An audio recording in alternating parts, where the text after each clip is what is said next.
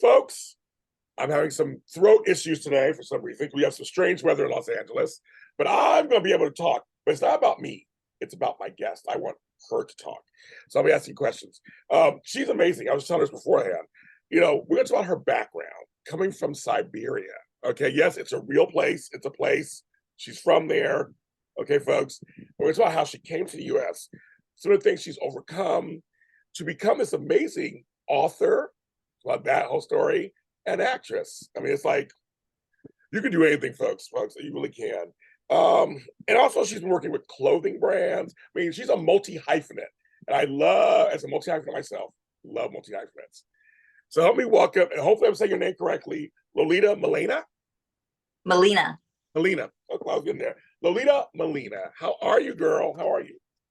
I am doing so good. Thank you so much. My pleasure.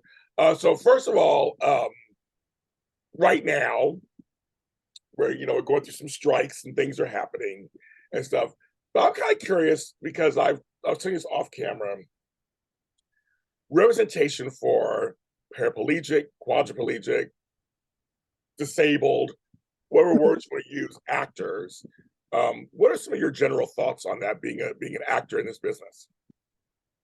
Well, growing up, I grew up in a home because I'm adopted, obviously. So I grew up in a home actually full of different types of disabilities with a really large family. So I have a sister who's deaf, another sister who's paralyzed. I have sisters who have different mental disorders. So I grew up around all different kinds. And so we were all very tuned in to media and watching films growing up on VHS tapes and all that fun stuff and picking out the rare disabled character. And we'd always make it just a fun, lighthearted game of pointing out if the character was played by a disabled actor or not. It was just something fun that we always did. And then as I got older and realized the impact on that, I had more of a realistic outlook towards it of I always believe that in any job you're in, to hire the best person for the job. And in my eyes, if you are going to write one of the 0.1% of roles that have a disability, I always think that the best person fit for that job would be someone who has experienced it to some form of degree. But I also now think if someone is best suited for the job and they just happen to be in a chair or happen to be deaf or partially blind, why not? So that's something I would love to see in the future, even if I am just someone who gets to finally see it and watch it. I think that would be a great leap in representation, as well as just getting to see different movements of life in cinema. And I think that'd be really cool. I love that you said, even if I get to see it, because I feel that way for many of us marginalized groups. It's like, yeah, we want it too, but yeah, you want the roles. She is for hire, folks. Yeah. For hire. Your eyes on Lolita's for hire. But also, if one of your sisters or brothers, so to speak, out there gets it, you're still happy. I like that attitude. Like it's for any of us, any movement for all of us, right? I think. Absolutely. Yeah, I like that. Yeah, because for me, there are two actresses on Broadway right now, both who are in wheelchairs, acting on Broadway. I mean, we're talking 8 shows a week. I mean, they're doing it. There's an actress on the new Sex and the City spinoff. She's in a wheelchair. She's hilarious on the show. She plays a reoccurring character. She's on there. General Hospital had for a minute someone with cerebral palsy on, and she was good. She's been a lawyer. She was so good. They only had her on for a short time. It's kind of upsetting. I remember on ER, one of the lead actresses, she had walked with a cane. She had it. I mean, so I was like, you don't see it. I mean, of course, there was Ironside, which my mother watched back in the day, where the lead character was but he wasn't really paralyzed. But he was in a wheelchair. So does that matter to you a little bit? Does it matter if is it the portrayal or is it both? If it's real, I mean, how does that work? Yeah. So if say a character is cast and say for me in a wheelchair, because that's the only topic I can really speak on. Yeah. I would say if you couldn't find someone that you think emotionally could have suited the role the best and it had to be an able-bodied person, at least have like a consultant there, because I would grow up and my sisters and I would point out how their legs are positioned. That's something a lot of people don't realize, is that our legs you can't really mimic it for a long period of time unless you're living it. Oh, So there's just little quips that a lot of people don't even think about. Even my stepfather, he never had a person with a disability in his life until I entered the picture. And he said, I didn't even have to think about all the things that you have to think about every day. I didn't even notice these things in TV or in movies. So I think having at least someone there to help coach the person, and even if they couldn't fit the role themselves, just teach them those little things that you may not know, but we see as clear as day. I just learned something new. Okay, yes, I did not know that. I learned it myself. I didn't know that. And that makes sense. You would point out. You live it, so you would point it out. Now I want to go a little beyond. We had to talk about that. It's not you being privileged. It's not all about you. You have a lot of talents, but of course, my audience wants to hear these things. That's why I asked you. So hope you don't mind that I ask you those questions at all. That's fine. That's good. Very good. Because I want to talk about some of the talents you have. Because number one, we'll start with the writing. Okay, first, because so in your bio it says, because I'm a writer myself, I have books out and stuff, and it's crazy. But you were asked to write a 50,000 word novel. So in Yes. some ways it's a lot. In some ways it's not. I mean, compared to 100 words, or Other but to write it in 30 days. Um, and you wrote it, and it's called 2459, correct? That was the moment. What was that experience like for you? it was easy for me just because, not to say, oh, it's just because, I'm just that good. No, no, it was only easy for me because that story had been brewing in the back of my mind for probably 10 years before that.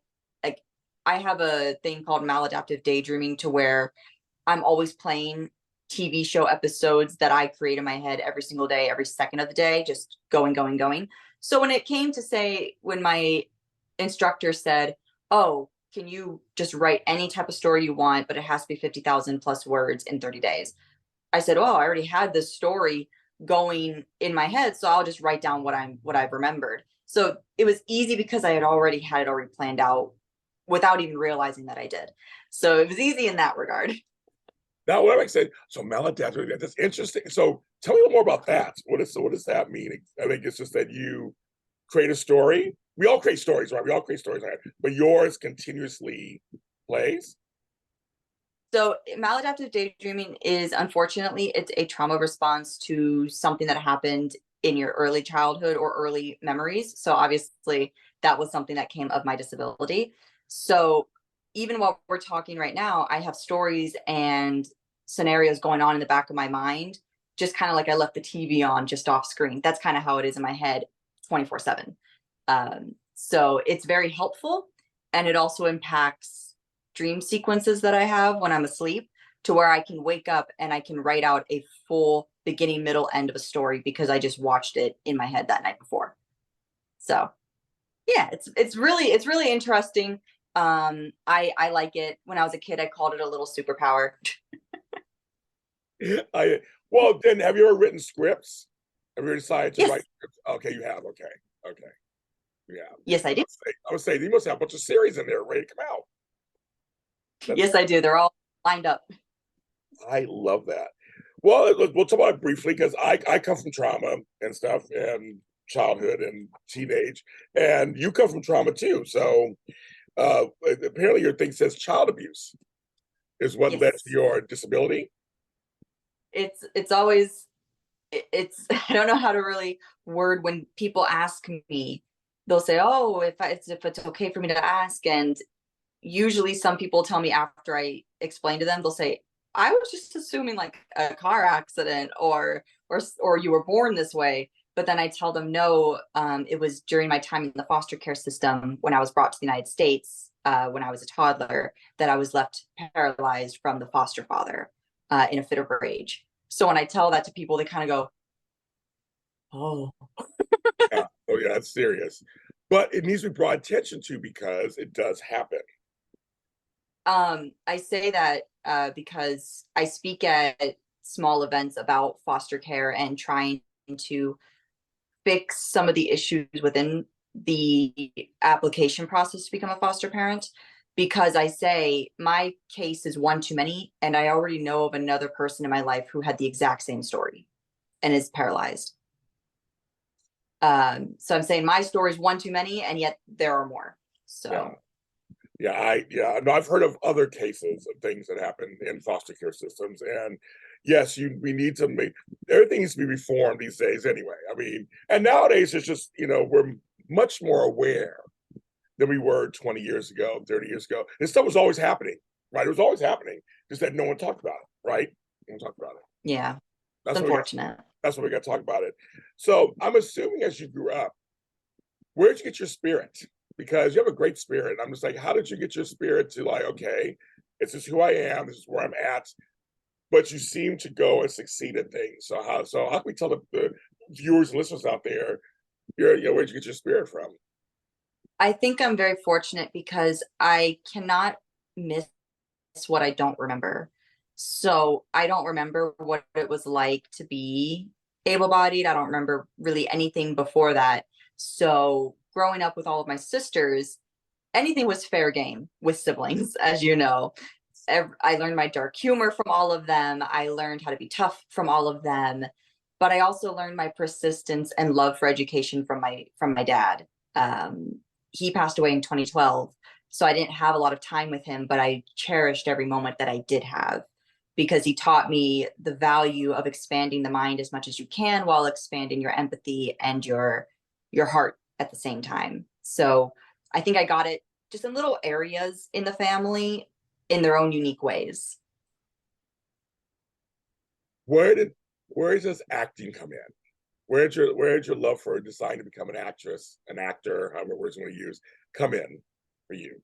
I fell in love with acting because while my father and I bonded over novels and history, I bonded with my mother over film. She and I would watch 90s, 80s, 70s, 60s, 50s films together. I was watching Creature of the Black Lagoon. I was watching Die Hard. I was watching Lethal Weapon. I was watching all different kinds of media with her, and that's how we bonded. So I fell in love with the art of filmmaking at a young age, and it wasn't until I was offered a role in the Nutcracker with a professional ballet company. So I fell in love with acting when I was first on stage, and my sisters were teasing me saying, well, there's going to be 2,000 people in the audience, Lita. You're going to be so nervous. You're going to have this thing called stage fright. So I'm sitting there in this 1800s wheelchair thinking, okay, it's going to hit me eventually. I'm going to get this stage fright my sister was telling me about. And when I realized it never hit me, I knew that this was something I really, really liked. What do you like about acting? I love the idea that I can read something on a page that is cold and doesn't seem to have a lot of humanity to it, and that someone can bring that character truly to life with a face, a heart, with lungs, and a mind of its own, and we can watch it live. I think that's so interesting to me. Yeah, and what are the differences for you between stage, you've done numerous stage productions, versus tape filming? I like cinema more because Oh, it lives forever. yeah. The character will live forever as many times as you can rewind it. But with theater, it's more of an in the moment thing. And at some point the story's going to end and you're not going to get that experience back. So I feel like theater is so cool because it's a once in your moment thing for you, versus where cinema is, I have that as a time capsule piece for who I am, what I created, and what people can enjoy. How do you keep for theater? How do you keep the performance fresh when if you do it a day after day or night after night or several times a weekend? Or like, I mean, how do you keep it fresh as an actor? I really like iced coffee. I really like caffeine. Oh my No deep God, for that one. that's hilarious! Oh my God, I mean my papers fall. That is hilarious. I love that. So that keeps it fresh. Okay, you go. That's my girl. Well, I mean, I guess also the spontaneity of being on stage. I mean, you're on stage. Every night's different. Every day's different. Everything's It's And the crowd is different. So you get different emotional reactions that you didn't get the night before. So while you thought maybe the crowd yesterday thought a line was really funny, this one thought the line after it was funny. So you get a new type of adrenaline rush that you don't know is going to come until the audience reacts to it. Yeah. So I think that's are there any roles that you tend to lean towards when you're looking at scripts and things? You kind of like, I like these. I like to play. I mean, I'm sure you want to play everything, but I mean, do you have any roles you like to play more of? horror films. You mentioned you're a Black Lagoon, so you like horror films. Yes, I do. I was just sharing this story to a friend. In 2004, a little film came out. Not many people have probably heard of it, called Saw. Some My small mother, indie film. Yeah, nobody knows that movie. No. Yeah. my mother took me to see that when I was 4 years old, and she didn't realize it was what Saw is. And it got to the moment where the person was in the barbed wire trap, and she looked at little 4-year-old me and said, "This is not what I thought this was going to be." And I fell in love with horror ever since. I do love that franchise. I have to admit, I love that franchise. I love it so much. It's what got me into just the mind of different villains, and that so many villains can be smart and actually have, even though it's messed up, moral compasses, but they have them and they truly believe it. And a good actor can make you think that they might believe it too. That's what I love about horror. I was going to say, they always say the villains are the heroes in their own story. Yes. You know And what I mean? I in a horror film. I don't know why. I love it so much. I love that with horror, there are very few restraints to it. Whereas with dramas and romantic comedies, you have those restraints of you can't go too dark and you can't go too real with some things. Whereas with horror, there are just very few ties to what you can and cannot do. Yeah. I put her in a horror film, folks. She's ready. Put her in a horror film. We're going to speak it into existence. Put her in a horror film. I love that. I do that. When you go on auditions and things, I mean, like, what is the reaction to you usually when you go on auditions? Or, I mean, like, what is the reaction to you? So normally I do self-tape. So normally I don't even see the producers face to face. But lately I have been getting to like the final rounds to where I do get to meet them and talk to them. And it's always very intriguing because they will be the first ones to ask, "What's up with the chair? Like, why is this a thing?" And I get to explain that to them. And then they're like, "Oh, okay. Do you want to just do the scene?" And I'm over here like, act. So it's every producer and director I have met, they've always been really, really cool people. And I love getting the feedback because I get more time with them to communicate and talk. And then I get to learn how well can I dial things down to a percentage? How can I change something 12% versus changing the whole performance to where they don't like it anymore? So I love, and I wish that self-tapes were more so just online Zoom conversations, because you can get that immediate feedback rather than waiting 8 months to know if you got it or not and if it was even good. Yeah, I was about to ask about self-tapes. I know that's something like, oh, you do it in a vacuum, like you do it, and then it's like, you know what's going to happen. You're like, you know what's going to happen. That's crazy. Is there a role besides in a horror film that you would love to be? I guess I don't know if there's any firsts anymore, but like you would love to lead the charge in type of role for a disabled actress where you could be seen as just an actress.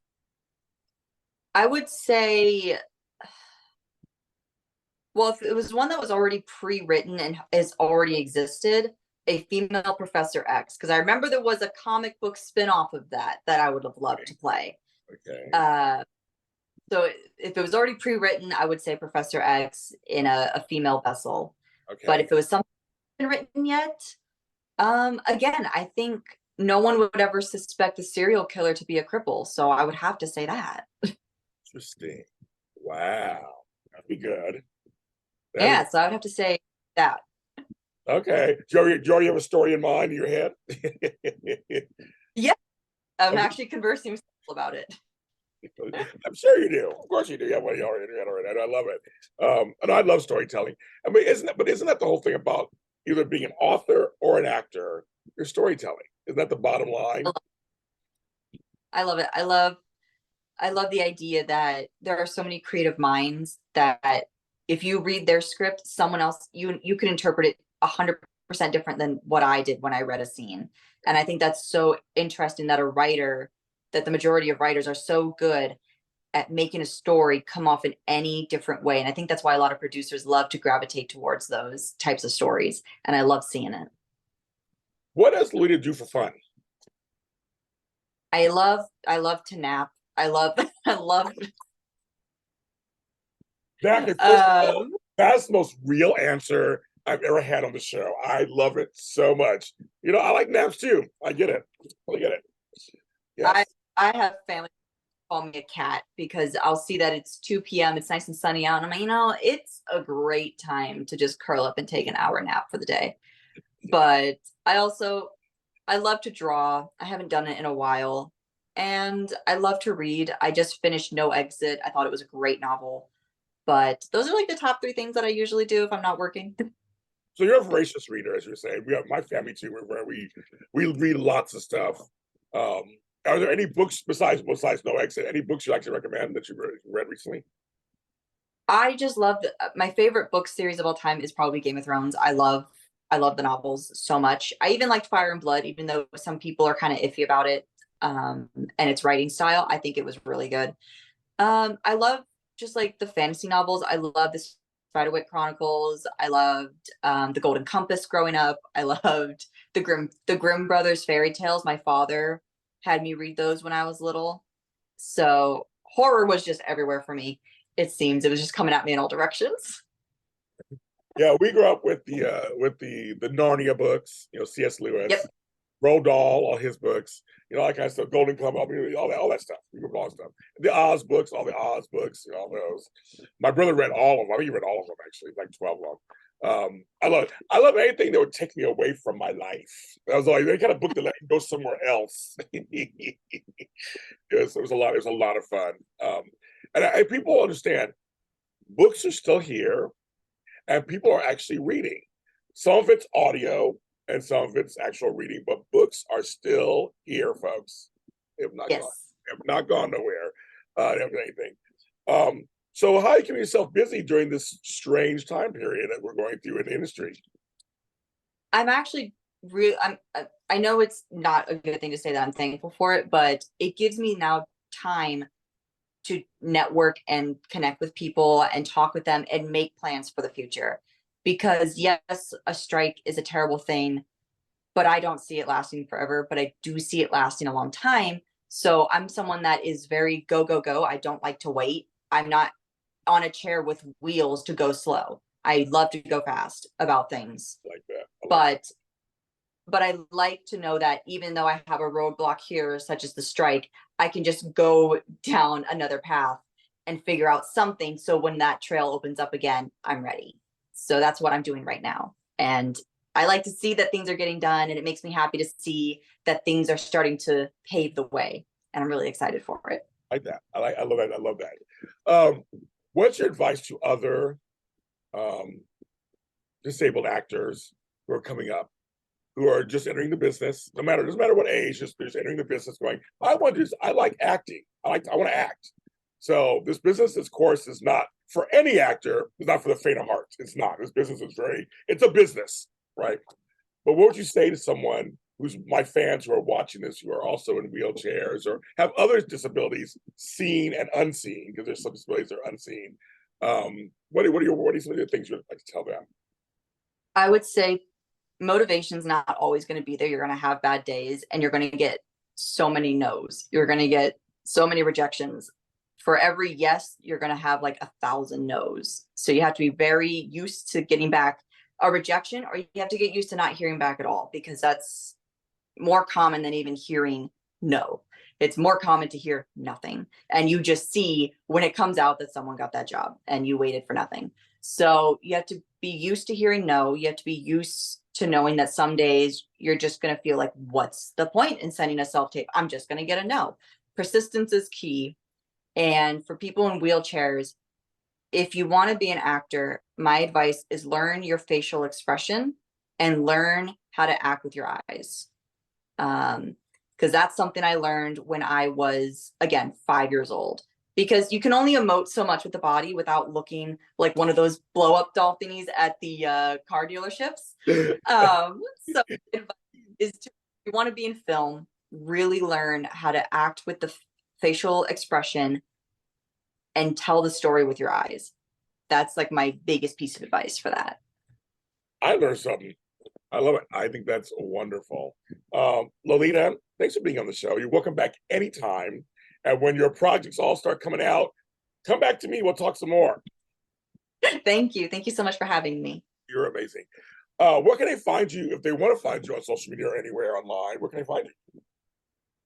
It's just, I try to make it real easy for everyone. It's just Lolita Milena on TikTok, Instagram, Patreon, and YouTube are my main sources to find and chat with me. You're on Patreon too. Okay. So am I. We're Patreon people. And you're on TikTok. Okay, so I have to ask you. I think didn't you get discovered by your agent on TikTok or something? Like it was like, do TikTok. So TikTok did work for you, didn't it? Yes, it was a happy accident.